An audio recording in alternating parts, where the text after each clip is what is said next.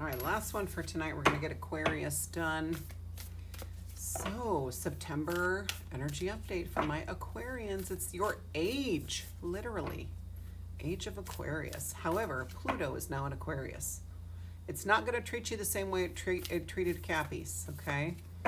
I'm not an astrologer. I don't claim to be. You might have to do a little research on that, but it's in your sign for like 20 years. And Pluto is deep transformation. And so I feel like you guys are in for a lot of beautiful, you're going to come out. I mean, I don't know, depending on how old you are, right? But it's not necessarily a gloom and doom, right? It's just a series of transformations. It's going to be amazing. It's going to be amazing.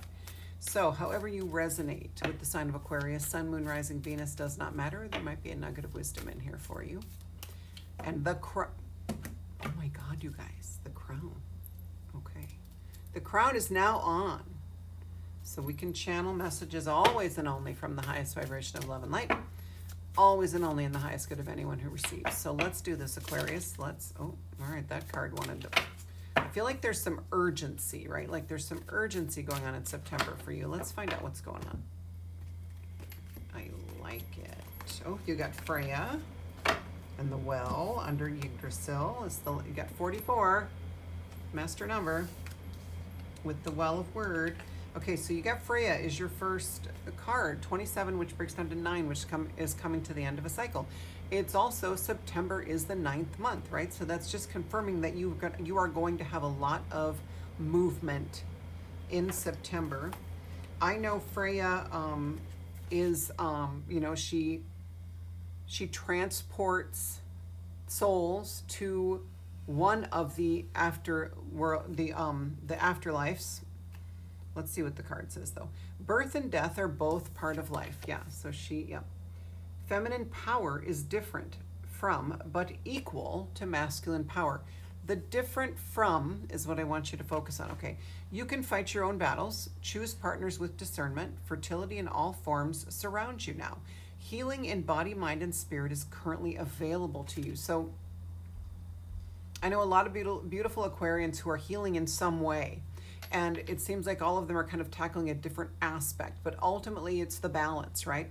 But when you have, let's say, a healthy physical body, then that helps the mental body. When you have a healthy mental body, that helps the emotional body. When you have a healthy emotional body, that helps the spiritual body. Do you understand what I'm saying? When you have a healthy spiritual awareness and spiritual energy, that helps the physical body. It all feeds into each other, okay?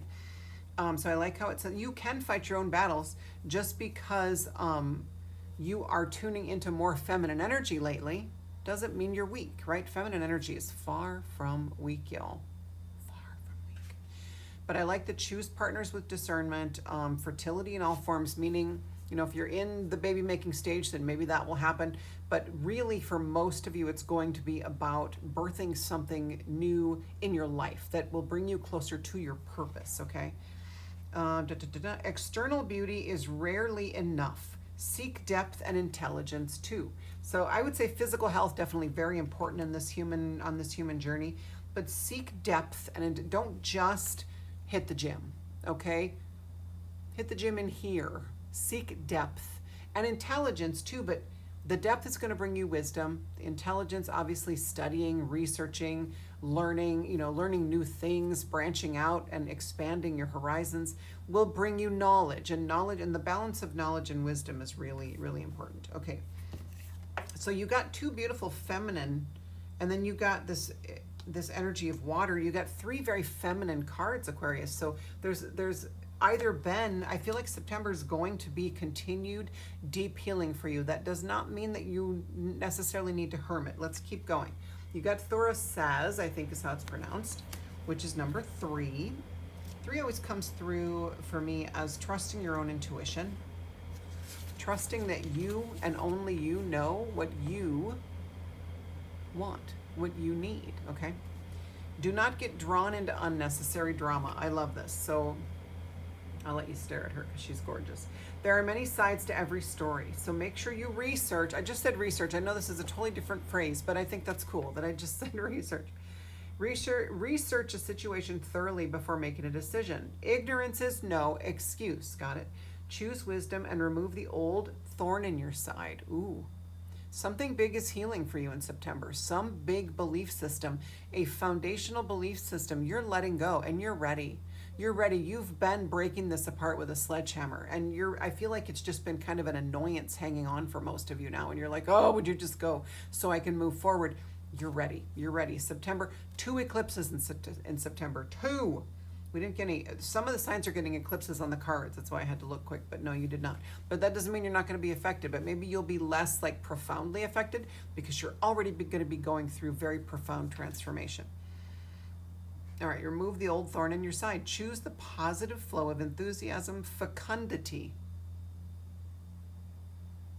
Now, I consider myself a wordsmith, but I'm not sure what that means. And passion rather than aggression, small-mindedness, and force. Yeah, flow, surrender. Let the universe bring to you what it wants to give you, because anything you can imagine is nothing compared to what the universe wants to give you. Okay, so it's pronounced thurisaz, often referred to as a thorn. It more accurately represents Mjolnir. If you don't know who that's Thor's hammer, if you don't know. And the god himself. Okay, so Thor, a protective figure who defended Asgard from the giants, is the hero one calls upon to fight for freedoms and balanced expansion. The hammer can easily be misconstrued as a dull brute of a weapon, but in this case, the hammer is used to smash ignorance and small-mindedness. So I like that. So this is really talking about finding your truth, okay, and standing firm in it. And then you get the Well of Word. You got 44, which is a master number. It is also a number of new foundations. So, right, so, you know, as you are transforming and you are letting go of this foundational belief, a new foundation is begging to be created, because you're going to feel like you're free falling maybe a little bit. This is what I tell all my clients, is that foundational layer needs to be gratitude. Okay, gratitude, gratitude, gratitude, gratitude, gratitude, because then anytime you are in a pit and you are going through a dark night of the soul, or going through a deep healing, or going through a period of just integration and maybe sadness and grief, you will have that foundation to fall upon, right? A soft place to fall, where deep down your thoughts will be, thank you for this opportunity to grow, okay? And that's how you build it, is when you are in the thick of it, when you're in the weeds, you will remember this, okay? Remember this, and you will think, whether you believe it or not, whether you mean it or not, you're going to think in your head over and over again, thank you for this opportunity to grow, okay? So let's look up the well. I've already pulled it once. I forget who got it. I want to say it was Virgo. It was the first one that I did. And so Yggdrasil is going to be the next card in the deck, but this is the Well of Word, which is the water connected to the tree of life. Magic is real. That's the first line. It is a force in the universe. Your power is real. You are a force in your own life. Do not dwell too long on the past, for you will miss your present and thus your opportunity to direct your future. Everything is connected. We just talked about how all the energy bodies are connected, right? So you're really going to be connecting things and opening up the connections between all these energy bodies and really balancing yourself. That is going to bring you the things that you want, okay? It's going to put you in receiving mode. When you're balanced, then you can be grateful, and you build that foundation of gratitude. You are put into a receiving mode, and the universe goes, oh my God, he's ready, she's ready. Let's give her what she wants. Let's give him everything that he wants. Or the next thing, at least. Even apparently external influences may affect us. Okay, whatever. Anything that touches words, waters will turn pure white, like the swans that swim upon it. And I love that, because swans definitely represent purity. They also represent sovereignty and boundaries, okay? Because they don't let anybody fuck them up. They don't fuck around and find out with swans, right? Let's see. They represent the magic of destiny. This represents the magic of destiny. It's closely related to the Norns, which we might call the Fates, the three sisters, right? That create this reality, right? In myth. And so you've got major transformation coming to the end of this cycle. And like I said, these eclipses are going to be huge. So just try to surrender and go with the flow and allow the universe to bring you everything that you want. And it's going to be amazing.